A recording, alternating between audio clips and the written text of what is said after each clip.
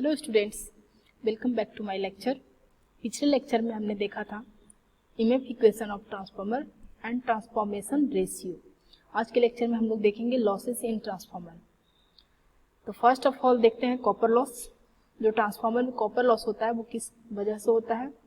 It is due to power waste in the form of I square R. ये जो होगा कौन से फॉर्म में होगा? आई स्क्वायर आर फॉर्म में। Due to resistance of primary and secondary, primary और सेकेंडरी बाइंडिंग का जो रेजिस्टेंस है उसके दौरान जो लॉसेस हो रहा है पावर का, वो आपका होगा कॉपर लॉस। ठीक है। The magnitude of copper losses depend on the current flowing through this coil. जो आपका कॉइल है, कॉइल के थ्रू जो करंट फ्लो हो रहा है उसका मैग्नीट्यूड, अब कॉपर लॉस का जो मैग्नीट्यूड है वो करंट फ्लो हो रहा है उस पर डिपेंड करेगा। देखिए, द आयरन लॉस जो होता है आपका डिपेंड करता है किसके पे? सप्लाई वोल्टेज पे, जबकि कॉपर लॉस डिपेंड करता है आपका करंट पे। ठीक है। The losses are not depend on the phase angle between current and voltage. आपका करंट और वोल्टेज का फेज एंगल है उस पे आपका लॉसेस डिपेंड नहीं करता है। Hence the rating of the transformer is expressed as a product of voltage and current called VA rating of transformer. ये होता है आपका VA रेटिंग, जो कि वोल्टेज और करंट का क्या होता है? प्रोडक्ट होता है। It is not expressed in watt और किलोवाट। इसको कभी हम लोग वाट और किलोवाट में एक्सप्रेस नहीं करते हैं, हमेशा इसको रेटिंग को एक्सप्रेस करते हैं किसमें? KVA रेटिंग में। KVA rating. ठीक है। तो सेकेंड जो आपका लॉस होता है वो होता है हिस्टेरिसिस लॉस। ये लॉस आपका मैग्नेटाइजिंग एंड डीमैग्नेटाइजिंग के दौरान, जब कॉइल में डीमैग्नेटाइजिंग और डीमैग्नेटाइजिंग के दौरान जो लॉसेस होगा वो हो जाएगा हिस्टेरिसिस लॉस। ठीक है। Due to hysteresis effect some energy loss in the core called hysteresis loss. कुछ एनर्जी का लॉस हो रहा है, ठीक है, ड्यू टू, जब कॉइल मैग्नेटाइजिंग और डीमैग्नेटाइजिंग के दौरान, तो वो आपका हो जाएगा कौन सा loss? Hysteresis loss. Eddy current loss. Eddy current loss क्या होता है? The leakage magnetic flux generate the EMF in the core produced current is called eddy current loss. आपका ये जो कॉइल है ना, ये कॉइल जब यहाँ से मैग्नेटिक फ्लक्स क्या हो रहा है, एक फॉर्म से आपका दूसरे फॉर्म, मतलब primary winding to secondary winding जब ट्रांसफर हो रहा है उस दौरान मैग्नेटिक फ्लक्स का कुछ लीकेज होता है, ठीक है ना, लॉसेस होता है, वो आपका क्या होता है? ईडी करंट लॉस होता है। ओके, चलिए ऑटो ट्रांसफार्मर देखते हैं next. Auto transformer. Auto transformer क्या होता है? ये आपका ऑटो ट्रांसफार्मर है, ये सर्किट डायग्राम है ऑटो ट्रांसफार्मर का। यहाँ पे हम लोग सिंगल वाइंडिंग यूज करते हैं। ऑटो ट्रांसफार्मर में क्या होता है? सिंगल वाइंडिंग यूज होता है। Auto transformer is an electrical transformer, है ना, ये भी क्या है आपका? एक इलेक्ट्रिकल ट्रांसफार्मर है विथ ओनली वन वाइंडिंग। इसमें क्या होता है? एक वाइंडिंग होता है। हम लोग इसमें ऑटो ट्रांसफार्मर में एक ही वाइंडिंग यूज करते हैं। द ऑटो मीन्स क्या होता है? ग्रीक वर्ड में अगर देखें तो ऑटो का मतलब सेल्फ होता है, ठीक है। Prefix refer to the single coil acting on itself and not to any kind of automatic mechanism. यहाँ पे कोई ऑटोमेटिक मैकेनिज्म अप्लाई नहीं होता है, ठीक है। यहाँ पे हम एक सिंगल जो आपका बाइंडिंग होता है यूज होता है ऑटो ट्रांसफार्मर में, और वही आपका क्या करता है, वहां से हम इसको टाइपिंग लेते हैं, एक सिंगल बाइंडिंग यूज करते हैं जिसमें हम टाइपिंग करते हैं। टाइपिंग कहने का मतलब है यहाँ पे कि हम कनेक्शन लेते हैं, ठीक है। तो ये आपका टाइपिंग होता है, ठीक है। बीच से अगर हम जो बाइंडिंग है इसके बीच से अगर हम कनेक्शन ले रहे हैं, ये आपका टाइपिंग होगा, ठीक है। तो टाइपिंग करके हमको इसको सेकेंडरी साइड में लेते हैं, ठीक है, और लोड साइड में अटैच करते हैं। ये आपका हुआ ऑटो ट्रांसफार्मर। अब अगर हम देखते हैं फीचर ऑफ ऑटो ट्रांसफार्मर, तो ऑटो ट्रांसफार्मर का जो फीचर है आपका, primary and secondary are not electrical isolated, ठीक है ना। प्राइमरी और secondary are not electrically isolated. जो आपका प्राइमरी और सेकेंडरी यहाँ पे होगा बाइंडिंग, वो इलेक्ट्रिकली आइसोलेटेड नहीं होते हैं। Uses less copper and hence is cheaper. यहाँ पे बहुत ही कम कॉपर यूज होता है, ठीक है, लेस कॉपर, जिसकी वजह से ये बहुत ही सस्ता होता है, ठीक है। The transformation ratio differ from unity. आपका ये क्या होता है? इसका ट्रांसफॉर्मेशन रेशियो डिफर होता है यूनिटी से। Higher efficiency but smaller in size. Efficiency क्या होता है इसका? काफी हायर होता है, लेकिन साइज में ये काफी स्मॉल होता है, इसकी वजह से ये काफी सस्ता होता है। साइज भी काफी कम है, कॉपर भी यहाँ पे यूज बहुत कम हो रहा है, इस वजह से ये क्या होता है? साइज में भी एक स्मॉल होता है। Voltage regulation is superior. इसका वोल्टेज रेगुलेशन भी बहुत बेहतरीन होता है, अच्छा होता है। लीकेज आपका लोअर लीकेज होता है। लॉसेस की बात करें तो लॉसेस भी आपका बहुत ही कम होता है। और मैग्नेटाइजिंग करंट भी लोअर होता है।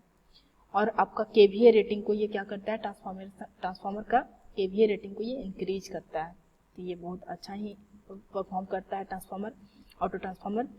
अब देखिए अगर हम इसका थ्योरी की बात करें, कॉन्सेप्ट, तो यहाँ पे हमने ये लिया है ऑटो ट्रांसफार्मर का सर्किट डायग्राम।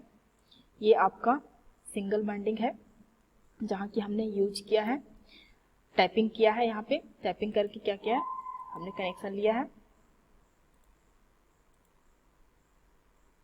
टाइपिंग करके यहाँ पे हमने कनेक्शन लिया है। ठीक है, ये बीच से ये पूरा क्या है, एक सिंगल वाइंडिंग है। यहाँ से ये क्या है, प्राइमरी साइड का वोल्टेज है V1, और अगर हम सेकेंडरी साइड की बात करें वोल्टेज, तो ये क्या है, सेकेंडरी साइड का वोल्टेज ये आपका V2 है, और ये आपका प्राइमरी साइड का V1 है। ये आपका पूरा सिंगल वाइंडिंग है, इसको हमने बीच से टाइपिंग करके क्या किया है, लोड कनेक्ट किया है। यहाँ पे हमने, ये आपका 1 है, ये आपका 2 है, और ये 3 है, 3 यहाँ पे टर्मिनल है। यहाँ पे 1 2 3 टर्मिनल की बात करें तो जो आपका N1 है वो क्या है, 1 2 3। N1 आपका प्राइमरी टर्न है जो कि 1 2 3 है, और N2 आपका सेकेंडरी टर्न है जो कि 2 2 3 है। 2 से 3 के बीच का जो आपका टर्न है, वो नंबर ऑफ टर्न है, वो आपका N2 है। ठीक है, ये आपका N2 हो गया, और ये हो गया N1 N2, और यहाँ का जो आपका नंबर ऑफ टर्न हो जाएगा वो क्या हो जाएगा, N1 माइनस N2, तो ये हो जाएगा आपका यहाँ का 1 से 2 के बीच का टर्न। उस तरीके से वोल्टेज V1 माइनस V2। ठीक है, अब यहाँ का करंट तो हमें पता है कि प्राइमरी साइड यहाँ से जो आ रहा है करंट सप्लाई वो I1 हो गया, I1 करंट जा रहा है, यहाँ से I1 करंट आया, ये चला गया लोड के साइड, ये हो जाएगा I2 करंट। लोड के साइड का जो करंट हो गया वो I2 करंट हो गया। इसका करंट क्या हो जाएगा, I1 जो आपका आया, और I2 यहाँ से गया, तो I2 और माइनस I1, ये जो लोड का जो करंट हुआ I2 और I1 कर देंगे माइनस, तो यहाँ का करंट निकल जाएगा I2 माइनस I1। इसी को हम अगर इक्वेशन देखें तो क्या हो जाएगा, वोल्टेज रेशियो का और नंबर ऑफ टर्न का हम इक्वेशन देखते हैं। तो वोल्टेज रेशियो अगर हम लेते हैं तो क्या हो जाएगा, प्राइमरी साइड का आपका V1 माइनस V2, और आपका सेकेंडरी साइड का हो जाएगा V2। ठीक है, तो V2 upon V1 minus V2। उसी तरीके से नंबर ऑफ टर्न देखें तो N2 upon N1 minus N2। और उस तरीके से जब इसको हम क्या करेंगे, सिंप्लीफाई करेंगे, इस इक्वेशन को सॉल्व करेंगे, क्रॉस मल्टीप्लिकेशन करके इसको जब सिंप्लीफाई करते हैं तो हमें जो फाइनल इक्वेशन मिलता है वो हमें मिलता है V2 V1 N2 N1। ठीक है, V2 by V1 N2 by N1 is equal to K। ठीक है, ये आपका हो गया इक्वेशन। अब अगर हम देखें, ये तो रहा ट्रांसफार्मर, ये तो आपका ऑटो ट्रांसफार्मर का हमने कॉन्सेप्ट देखा। ठीक है, ये हमने इसका निकाल लिया, K यहाँ पे क्या है, कांस्टेंट है। ठीक है, K यहाँ पे कांस्टेंट है। V2 upon V1 is equal to I1 upon I2 is equal to K हो जाएगा। अब यहाँ से क्रॉस मल्टीप्लिकेशन कर देते हैं तो क्या हो जाएगा, V1 into I1 V2 into I2, और ये हो जाएगा input is equal to output. Output क्या हो जाएगा, सेकेंडरी साइड का आपका लोड के साइड का V2 इंटू I2, और आपका इनपुट हो जाएगा V1 इंटू I1। अब अगर हम आउटपुट पावर जो आपका है वो आपका अगर उसकी बात करें तो the primary and secondary winding of an auto transformer are connected magnetically as well as electrically. आपका जो प्राइमरी और सेकेंडरी वाइंडिंग का ऑटो ट्रांसफार्मर का है वो मैग्नेटिकली और इलेक्ट्रिकली दोनों कनेक्टेड होते हैं। ठीक है, so the power transfer from primary to secondary is inductively as well as conductively. आपका दोनों क्या होता है, ये आपका इलेक्ट्रिकली होता है और मैग्नेटिकली दोनों होता है, प्राइमरी और सेकेंडरी, क्योंकि हम यहाँ पे सिंगल वाइंडिंग यूज करते हैं, इसलिए इसका ये क्या हो जाएगा, इंडक्टिवली भी हो जाएगा और एज वेल एज कंडक्टिवली भी हो जाएगा। अगर हम आउटपुट पावर की बात करें, output apparent power is equal to हो जाएगा V2 इंटू I2। ठीक है, ये आपका आउटपुट पावर हो गया V2 इंटू I2। उस तरीके से इंडक्टिवली का क्या हो जाएगा, आपका V2 into I2 minus I1, और इसको जब हम सॉल्व करेंगे तो ये आ जाएगा K इंटू किसका, ये कंडक्टिवली का हो जाएगा K इंटू इनपुट, और इंडक्टिवली का हो जाएगा इनपुट इंटू 1 माइनस K। ठीक है, K यहाँ पे क्या है, V2 upon V1 is equal to I1 upon I2। Okay, तो ये तो हमने निकाल लिया आउटपुट पावर। अब अगर हम देखें कितने टाइप के ट्रांसफार्मर होते हैं, कितने टाइप के ट्रांसफार्मर होते हैं, तो ऑटो ट्रांसफार्मर 2 टाइप के होते हैं, स्टेप अप ऑटो ट्रांसफार्मर और स्टेप डाउन ट्रांसफार्मर। ठीक है, स्टेप अप जो होता है ये आपका सर्किट डायग्राम है स्टेप अप ट्रांसफार्मर का। A transformer in which N is greater than NP is called a step-up transformer। जैसा कि हमने पिछले लेक्चर में भी देखा था, ट्रांसफार्मर जब पढ़ रहे थे तो हमने देखा था कि क्या स्टेप अप ट्रांसफार्मर किसको बोलेंगे। वहाँ पे जब सेकेंडरी साइड का नंबर ऑफ टर्न्स क्या होना चाहिए, हाई होना चाहिए प्राइमरी साइड के टर्न से। आपका number of secondary side turn is greater than number of primary side turn, ठीक है। तो आपका हो जाएगा स्टेप अप ट्रांसफार्मर, क्योंकि हमें वोल्टेज को क्या करना है, बढ़ाना है, मतलब कम वोल्टेज है अपने पास, उसको इंक्रीज करके हाई करना है, स्टेप अप करना है वोल्टेज को। मीन्स सेकेंडरी साइड में नंबर ऑफ टर्न्स क्या होना चाहिए, ज्यादा होना चाहिए, तभी तो हम इंक्रीज कर पाएंगे।